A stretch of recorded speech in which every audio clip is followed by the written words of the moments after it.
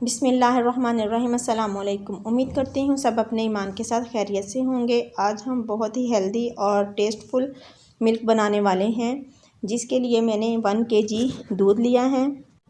सबसे पहले हम दूध को बॉईल करेंगे। इसमें मैंने 200 ग्राम बर्फ़ी ऐड की है। आप इसमें खोया भी ऐड कर सकते हैं, इसमें शुगर नहीं जाएगी, बर्फ़ी में ऑलरेडी शुगर होती है। अगर आप खोया भी ऐड करेंगे तो फिर भी आप इसमें शुगर ऐड नहीं करेंगे और इसको अच्छी तरह बॉईल करेंगे और इसको गाढ़ा होने का वेट करेंगे। दूध गाढ़ा हो चुका है, अब हम इसको ठंडा करेंगे रूम टेम्परेचर पर और इसके बाद हम इसको डीप फ्रीज़र में रखकर चिल ठंडा करेंगे।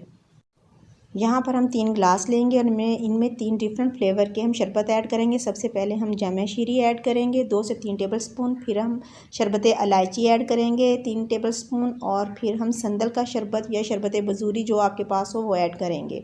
इन तीनों शरबतों को ऐड करने के बाद इसमें हम 1 टेबलस्पून तुख्म मलंगा जो हमने डिप करके रखी थी वो ऐड करेंगे। तीनों ग्लासेस में 1 टेबलस्पून तुख्म मलंगा ऐड करेंगे। तुख्म मलंगा ऐड करने के बाद दूध ऐड करेंगे।